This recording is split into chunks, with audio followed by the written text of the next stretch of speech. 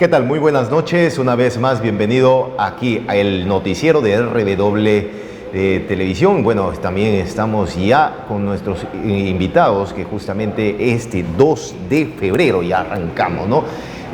Segundo día del mes de febrero y el segundo mes del año, ¿no? Bueno, ya nos han venido pues muchas circunstancias, situaciones que ha pasado prácticamente a finales del año 2022. Uno, estamos hablando pues el golpe fallido del señor Pedro Castillo, y el otro pues la detención y la investigación o la detención preliminar del señor Pedro Bogarín, el ex gobernador regional. Y para eso también tenemos justamente ya en el set de televisión, está con nosotros el ex candidato a la gobernación regional y también analista político, Carlos Job Gómez, que estaremos pues conversando de diferentes temas, más que todo la coyuntura política internacional, nacional y local. Bienvenido, Carlos Job. ¿Cómo estás, Hansi? Saludar a todas.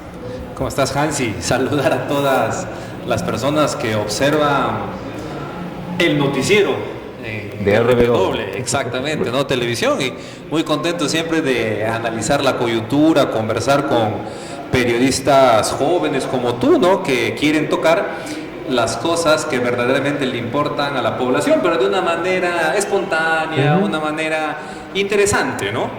Bueno, de una manera también que uno pueda también sacar sus propias conclusiones, ¿no? Sobre todo, porque podemos tener posiciones, podemos tener, digamos, nuestro punto de vista de lo que estaría pasando, ya sea a nivel internacional, ya sea nacional y también local, ¿no? Pero sin embargo es el público quien también se da cuenta de la situación, lo que está viviendo. Pero hay algunos puntos también que muchas veces no conocemos, Carlos, ¿no? Yo considero que para analizar la política regional se tiene que también ver cómo está yendo la coyuntura en la política nacional. Y para analizar lo nacional también considero que se tiene que ver cómo está el mundo en sí en estos momentos. Entendemos que estamos prácticamente hay una guerra entre Rusia y Ucrania, y que de una u otra manera también eso ha golpeado en cierta manera también, por ejemplo, la escasez de para los fertilizantes, ¿no? En mismo Europa se han encarecido muchos productos, aún de primera necesidad, porque están elaborados pues con el gas, ¿no? Que utilizan. Entonces hay una, digamos, convulsión económica, social y política, ¿no? Y bueno, y ahora justamente que se da esta situación con el señor Pedro Castillo, ¿no? Que yo, de verdad, analizando y recabando mucha información de distintos medios y de distintos también puntos de vista, uno quiere tratar de entender lo que está sucediendo y a dónde estamos yendo, ¿no? Verdad que estas semanas o estos ya más de un mes que estamos viviendo una violencia a nivel nacional, y creo que eso ya debería parar. Claro, es un mito aparte, ¿no? Pero entremos por el tema internacional, ¿te parece? Claro, el tema internacional me parece muy interesante, porque yo creo que lo que está sucediendo en el sur del país tiene que ver mucho también con el tema internacional. Por supuesto, ¿no? Mira, nos encontramos en un momento donde la economía está globalizada. Has hablado de los fertilizantes químicos, has hablado sobre el gas. Hace poco hemos tenido una pandemia que viene de China, que ha cerrado hasta el centro poblado más alejado de la región San Martín. Entonces, el efecto económico internacional, el efecto social internacional, por supuesto que sí impacta. Y cuando tú vas mirando el análisis pandémico, todavía estamos obviamente, ¿no? Hay efectos rebote todavía que tienen que ir aclimatando en las distintas y variopintas naciones, ¿no? Y eso sí impacta. Y cuando tú vas mirando y vas atrayendo ya esa influencia en Latinoamérica, puedes ir mirando cómo ha ido despertando o respondiendo con cifras macroeconómicas Chile, Argentina, Bolivia, Ecuador, Perú, ¿no? Que a pesar de todo ha logrado mantener adecuadamente vamos a llamarlo así, una adecuada presión, ¿no? Y mantener un poco la economía, ¿no? A pesar de todo este tema del COVID. Sí, porque justamente salió también un informe acerca de qué país está mejor, digamos, de una u otra manera parado en Latinoamérica. Y la mejor economía que ha podido todavía estar dentro de la economía latinoamericana es la economía peruana, a pesar de los problemas y las situaciones que seguimos viviendo. Pero sin embargo, este modelo económico que viene desde hace muchos años atrás ha hecho también que en cierta manera como que nosotros todavía tengamos, digamos, una estabilidad a comparación, por ejemplo, de Argentina, a un mismo Chile, comparación también de mismo Colombia, que en cierta manera está teniendo muchos golpes en estos tiempos, y ni qué decir de Venezuela, ¿no? Ya es un punto aparte. Pero sin embargo, este modelo económico nos ha ayudado, pero ahora que estamos viviendo en esta situación y digamos entrando con el tema de lo que estamos viviendo en el sur del país, hemos hablado de lo que está sucediendo exteriormente, ¿no? Y a veces solamente nos centramos lo que hay dentro de nuestra zona, ¿no? Pero sin embargo, ¿qué hay más, otros intereses más que estarían desestabilizando nuestra economía? Y justamente te hablaba el sur del país. En el sur del país tenemos uno de los yacimientos de litio más grande a nivel mundial. ¿No le parece algo interesante eso? Por supuesto, el sur siempre me parece interesante. El litio, el gas de camisea, claro que sí, las reservas de cobre, la minería que existe. Tenemos recurso a montón, ¿no? Pero al mismo tiempo, si hablamos del sur también, que muchos de estos recursos pues están concesionados, ¿no? a grandes empresas internacionales y se llevan el material, el recurso, y no generamos valor agregado, y de ahí nos venden a nosotros tecnología, nos venden ya producido todo lo que nosotros tenemos, ¿no? Eso es algo que siempre lo he recalcado, ya lo que debemos de mejorar. ¿Consideras en ese aspecto, Carlos, eres un ex candidato? Me imagino que vas a seguir estando en el tema político, ¿no? Porque cuando uno ya da ese paso a la política, pues es porque uno tiene el sentido de vocación. Es como el periodista, dice, ¿no? Una vez que da el primer paso ya... Yo no me considero tanto periodista. ¿Sí? Yo soy alguien que me gusta la política, me gusta analizar. ¿Cómo te consideras? Yo más que periodista, yo soy un político. Me considero un político, ¿no? Un político, ¿no? Pero a lo que iba, ¿no? Claro, esto es una plataforma que podemos llegar a muchos y quizás muchos no coincidan, digamos, con nuestras opiniones, pero estamos viviendo en un país libre y, bueno, se respetan las opiniones, ¿no? Pero a lo que voy, ¿no? Digamos, ¿cómo analizas el tema de lo que estamos viviendo ahora en la situación ya, digamos, nacional? Lo exterior, como que quizás nosotros no pudiéramos quizás manejarlo porque es muy complicado, es muy complejo, ¿no? Pero sin embargo, ahora estamos con el tema de la Asamblea Constituyente y justamente acabas de mencionar algo que es muy interesante y que me llama mucho también la atención acerca de las empresas que están o prácticamente que nuestros recursos están concesionados. La Constitución Política de 1993 ampara eso. Contratos ley. Pero, ¿consideras que eso se debería cambiarlo? Mira, vamos desglosando lo que vive el sur y hemos tocado, que tiene una gran cantidad de recursos. Y los peruanos del sur lo saben, porque miran las grandes empresas, miran los grandes beneficios que se desarrollan, pero no llega a aterrizarse en muchos lugares, ¿no? A tener el riego, a tener la carretera. Me ha tocado estar en muchos lugares del sur donde los niños tienen que tomar el agua y tienen ya minerales en la sangre. Entonces, por un lado, esa expectativa de nuestro boom económico, de nuestra fortaleza fiscal a pesar del COVID, inquebrantable Banco Central de Reservas, con grandes recursos, pero la gente del día a día sigue siendo pobre, sigue teniendo anemia, sigue no involucrada. Los beneficios lo básico, ¿no? Como por ejemplo, básico. El agua, el desagüe o simplemente la electrificación. Electrificación rural. Los centros educativos. ¿Qué hablar de internet, por ejemplo? Claro, ¿no? Entonces, no, hay internet ni siquiera. Y eso se ha evidenciado, por ejemplo, en el tiempo de la pandemia, cuando los alumnos tenían que educarse virtualmente, pero había muchos alumnos que no podían ni siquiera tener una tablet, ni mucho menos una laptop, ¿no?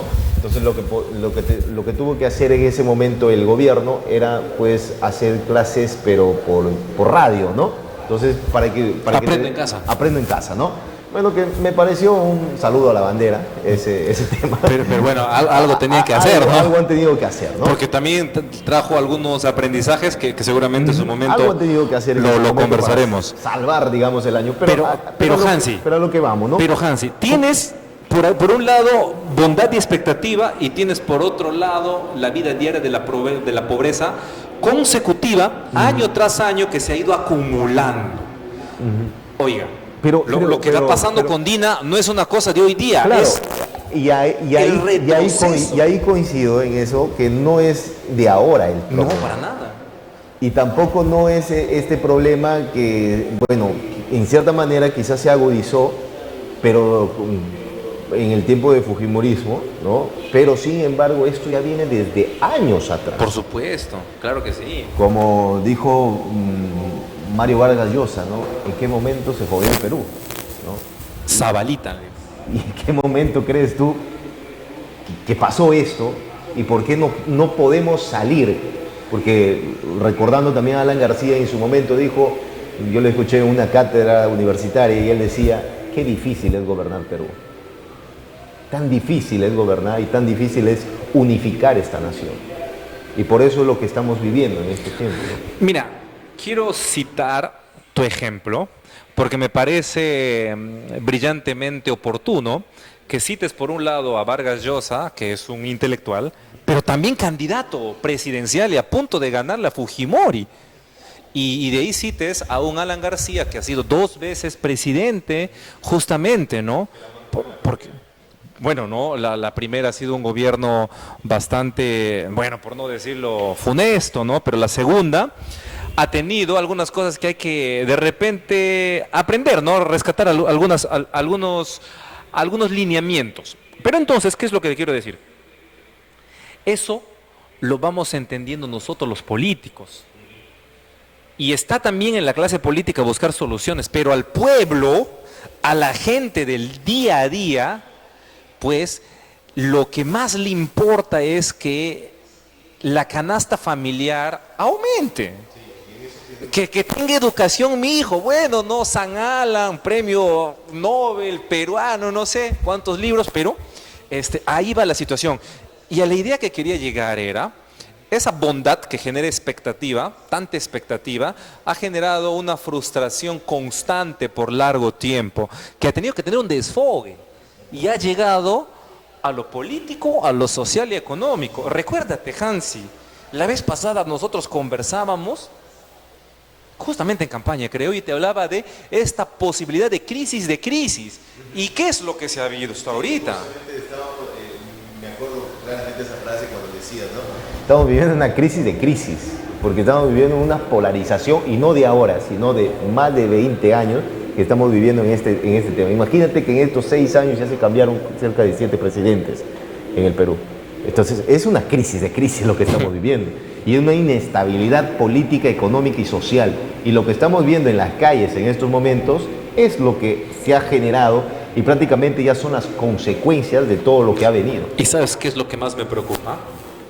Que puede ser nada parecido o todo lo contrario a lo que puede pasar estas semanas. O sea, estamos entrando a una situación de no retorno. Mira, hermano, el Congreso, cómo viene disminuyendo la votación de la elecciones. ¿Que no te parezca extraño que salga una propuesta que intente mantener el status quo y llegar al 2026, si es que no hay los votos necesarios?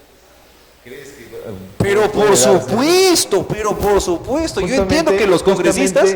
El Ejecutivo ha presentado ya un proyecto de ley que es acerca del adelanto de elecciones para el año 2023. O sea, estaríamos yendo hasta prácticamente, justamente aquí lo tengo, el proyecto de ley que indica, ¿no? Y dice, ¿qué busca este proyecto de ley? Recorte del mandato presidencial, congresal y de representantes del Parlamento andino y convocatoria a nuevas elecciones generales, pero al año 2023. ¿Y en qué fechas culminan sus mandatos las autoridades? ¿No?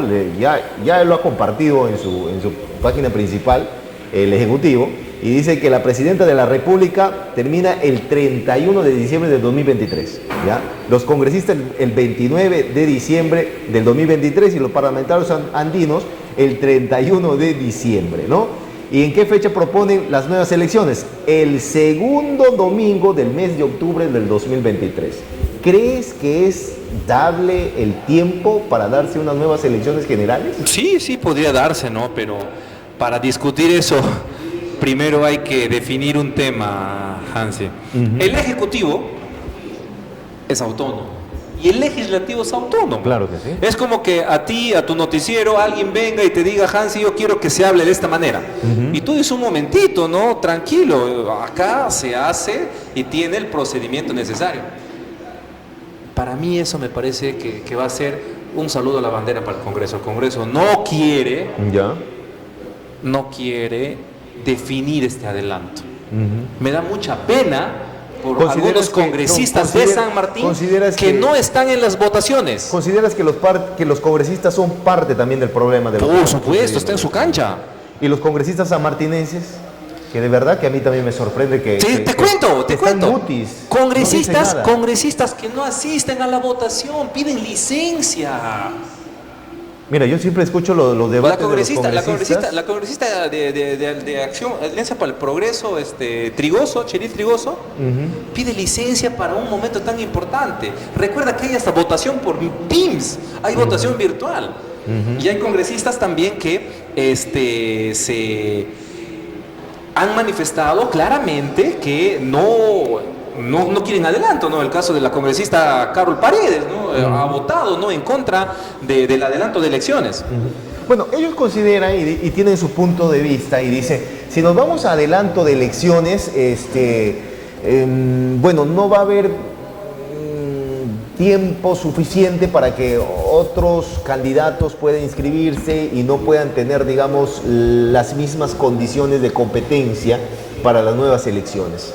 Eso es lo que, digamos, manifiesta. Y por otro lado, pues el tiempo es muy corto para las elecciones del año 2023.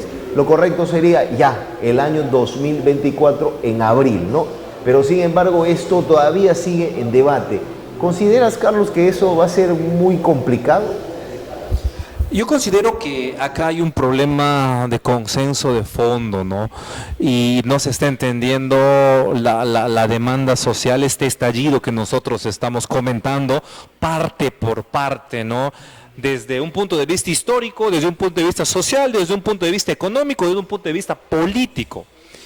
Y se está, de alguna otra manera, poniendo en prioridad la curul que el desarrollo de esta crisis, ¿no? Que se solucione esta crisis. Hay otra propuesta que hicieron. No quieren, digamos, solamente complementaria hasta el 2024 la elección. 2024. Y de ahí ellos pueden volver a postular. Sí, pueden volver nuevamente a postular. Entonces esa figura no dice, no quieren perder su curul o no quieren perder, digamos, el tesoro. Me hace acordar a Gollum, ¿no? De la película del Señor de los Anillos, ¿no? Ya, ok, pero esto va a ir encrispando más lo que viene sucediendo. Esto puede terminar recontra mal para el Estado peruano. ¿Cuál sería, digamos, la salida más adecuada? Mira, hermano, en este febrero, según los índices del Instituto Peruano de Economía, 1.800.000 personas peruanos van a perder el empleo. 50 millones de dólares le cuesta al Estado peruano al día una movilización, por ejemplo, en Cusco.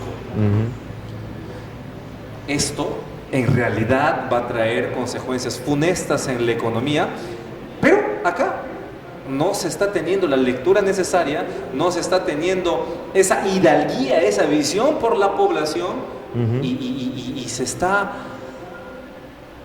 poniéndole más calor a alguien que tiene fiebre. Y lastimosamente, esto sí me preocupa, Hansi, me preocupa. Yo te he comentado que acabo de llegar, estar en la capital, analizando, sondeando, escuchando las dos versiones, conversando con especialistas. Y debe de preocuparnos, ¿por qué?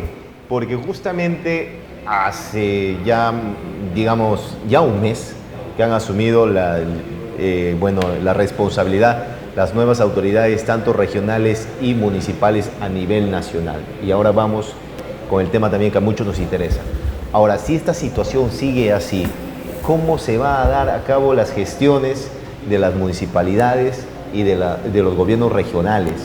Porque si es un caos a nivel nacional, imagínense cómo va a ser también para poder gestionar, digamos, quién está adelante, o sea, quién está, digamos, como líder, ¿no? Porque se necesita liderazgo. Sí, pues ahí vamos a encontrar serias deficiencias para lograr orquestar.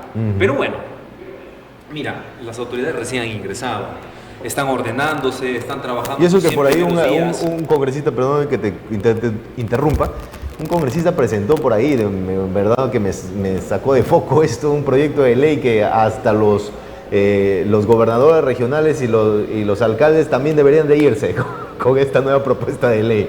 No, pero ellos entraron recién hace un mes, ¿no? Pero imagínate cómo caemos en el tema del populismo, ¿no? En el tema de la demagogia. Imagínate, o sea, hay que darle al pueblo lo que pide, pero también no vemos las consecuencias de lo que viene. Por eso mucha gente califica de poco serio la labor de un parlamentario, ¿no? En su producción legislativa, ¿no? Hay que entender que las elecciones regionales y municipales ya se dieron segundas vueltas en algunas regiones y hay que dejar trabajar, ¿no? Hay que dejar avanzar, porque tienen que regular y presentar el diseño y la visión de la institución en el territorio que tiene, y eso es un trabajo que se tiene que desarrollar en los 100 primeros días, ¿no? Y no es una cosa... Son 100 primeros días que son más de 3 meses. Más de 3 meses en realidad, más de 3 meses. ¿Consideras que es suficiente o es poco?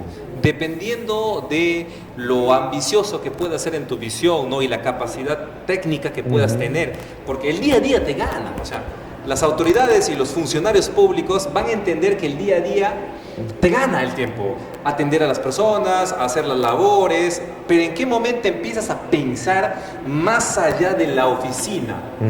Empiezas a soñar y proyectarte por encima de la burocracia, por encima de la unidad ejecutora. Esto es justamente el tiempo adecuado y necesario para construir esa visión. ¿Qué consideras, digamos, en estos prácticamente un mes que asumió, digamos, el señor Walter Grunder, la gobernación regional, que por ahí está también teniendo algunas escaramuzas, por así llamarlo, con algunos alcaldes de la provincia? ¿Con cuáles alcaldes, Hansi? Por ejemplo, con la señora Johnny Perea, que parece que no se llevan tan bien como lo que ha sido en campaña, ¿no? Creo que hay algunas descoordinaciones y muchos pensábamos, que como ya tenemos a una alcaldesa del mismo partido y al gobernador regional también del mismo partido, van a trabajar coordinadamente para el bien del desarrollo de la sociedad. Eso es lo que nos... ¿Has leído Corazones Rotos? No, pero es muy interesante. Mira, Hansi, el señor Grunder... Solamente sé que Shakira está decepcionada de Piqué. ¿Ah, sí? Sí. Lastimosamente... así son las cosas, ¿no? Y entonces nosotros tenemos que entender una cosa, Hansi. El reto para la región es arduo. Lo que ha pasado con el gobernador anterior ha dejado secuelas. Y le ha pasado también al gobernador Villanueva, le ha pasado al gobernador Mar Ramírez, no sé cómo estará el tema del gobernador Noriega. Entonces, ha puesto a San Martín ante el Perú. Bueno, si lo ponemos a todos ellos han llegado a tener rabo de paja. Pero Hansi, esa es la forma de hacer un análisis serio, o sea, objetivo, ¿no? Vayamos a las, vamos a decir, a las raíces, ¿no? Para poder tener un panorama mayor, porque tú has dicho, ¿no? Al fin de cuentas, lo más importante es que la población saque su conclusión. Entonces, tiene una papa caliente, porque ante el Ejecutivo, ante la población, tiene que dar muestras, gestos de madera política, ¿no? De estadista, por encima del bien y el mal. Gestos, muestras, prácticas de integridad, de transparencia. Porque la gente, así como ha votado abrumadoramente con esa expectativa, con algún o con una serie de acciones o de gestos, puede tener un efecto rebote de la misma manera. Entonces, yo sé que los 100 primeros días, nosotros, sobre todo los que hemos postulado, deberíamos hacer un poco de silencio y dejar que esto pase. Y eso ha sido lo que yo he hecho. Sin embargo, ha habido dos cosas que me han llamado poderosamente la atención y como una especie de crítica saludable se lo hice. La primera, en enero, había una reunión de la Asamblea Nacional de Gobernadores Regionales. ¿Ya? Y no estaba San Martín, el gobernador no estaba, ni siquiera la vicegobernadora. Y se estaba discutiendo la transferencia de los gobernadores entrantes y los gobernadores salientes. Hice las críticas adecuadas, necesarias solamente en ese tema. Ahora se ha corregido. El gobernador regional está yendo a todos los eventos subnacionales, nacionales, que exista, y está muy bien, se saluda. Entonces, ¿qué te quiero decir? Que durante este tiempo, alguna que otra crítica de gestión, vamos a decirlo con un ánimo de que pueda mejorarse y propiciarse. Después de los 100 primeros días ya se va a deshojar con rigurosidad académica, mirando los sistemas administrativos, mirando varias cosas, varios detalles y variables. Eso es lo primero. Lo segundo es que no me parece a mí un gesto de decir, no, algunos sí y algunos no. Cuando le preguntan sobre la confianza de los alcaldes, él es el gobernador de todos. Él es el gobernador de los alcaldes de Somos, llegar a un consenso con de la Palana, del motocar, de todos. Claro, una cosa es estar en campaña y otra cosa ya estar dentro de asumiendo ya una autoridad regional, ¿no? Por supuesto. Y ahí ya no debería de haber colores políticos. No debería haber colores políticos, porque el color político, o bueno, la camiseta única, es la región San Martín, ¿no? Esto puede generar consecuencias delicadas hacia el futuro, porque si va a haber una política excluyente, una política condicionante, entonces en el marco de un Estado de Derecho no va a poder fluir una democracia de alto nivel, ¿no? Entonces por eso es el fuste y madera. Yo espero que el gobernador seguramente va a corregir algunas cosas y se va a saludar y se va a reconocer. Pero hay algo, el tiempo nos va ganando, Carlos. Te hago una pregunta muy rápida también acerca de lo que hasta el momento la población, o más que todo los sanmartinenses en general, pero sin embargo en la provincia de Tocache, y hablando del puente Pisana, ya más de 1 mes y medio que no se ha reparado, pese a que eso le corresponde a Provías Nacional. Más de un año. Exacto, más de un año.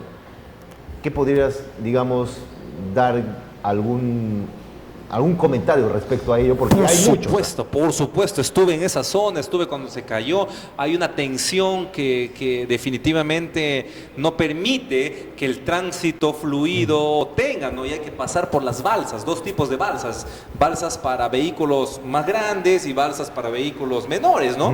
Que te demora el tránsito, aumenta el costo logístico, aumenta el tiempo, en el caso de una emergencia, pero consecuencias funestas. ¿Pero qué se necesita? Más de un año ya que estamos. Más de un año, hermano, más de un año. Acá lo que se necesita es claro. Se sabe que es una vía de carácter nacional. Entonces el gobernador con la Dirección de Transportes ya pues debe estar haciendo... Eso debería de haberlo hecho el señor Pedro Bogarín. Pero por supuesto, no hay que... Y sus técnicos, no hay que dejar de señalar las cosas como son y en su tiempo. Claro que sí, ¿no? Y ya debió de haberse visto la estrategia adecuada. Oye, hermano, ¿no te has dado cuenta que somos una región que está golpeada por sus puentes? Puente Pisana, Puente Tarata, Puente Sauce. Puente Tarata y Puente Sauce, no sé hasta cuándo. Hermano, pero date cuenta la realidad de nuestros puentes. Entonces, ¿qué hiciera yo? Si sé que el problema va por los puentes, hermano, me busco a los mejores ingenieros de puentes del país, los mejores en contrataciones, y les digo, ¿saben qué? Esto tiene que solucionar y las gestiones adecuadas. Lamentablemente no es así. Y aquí también en Tarapoto hubieran buscado a un mejor arquitecto, por ejemplo, ¿no? Para poder elaborar una mejor plaza, que a mí no me gusta en su totalidad. Pero creo que un alcalde arquitecto lo ha manera. Bueno, creíamos que iba a ser algo bonito, ¿no? Pero bueno, y justamente para eso lo vamos a tener al arquitecto Carlos Oquén, ¿no? Que ya está con nosotros, que nos está visitando también, y vamos a hablar también mucho lo que es el tema del ornato urbanístico, ¿no? Pero para terminar, Carlos, de verdad que el tiempo nos apremia mucho en la televisión. Cruel. Es muy cruel, ¿no? Pero nos gustaría tenerte en otra oportunidad. Por supuesto, sí, pero claro que sí. Te pregunto, ¿qué te parece la palmera invertida? Dice que el concepto es de las 10 provincias, ¿no? Una 14 inversión, 14 distritos. 14 distritos, que 14 distritos a la provincia. de la provincia de San Martín, ¿no? En verdad, lo que más me ha llamado la atención es la cantidad de memes que se han sacado a raíz de ese diseño, ¿no? Claro. Que de alguna otra manera. Pero bueno, que termine todo y que vayamos, ¿no? De repente hay alguna sorpresa por ahí. Vaya, bueno, o se van a ampliar los adicionales.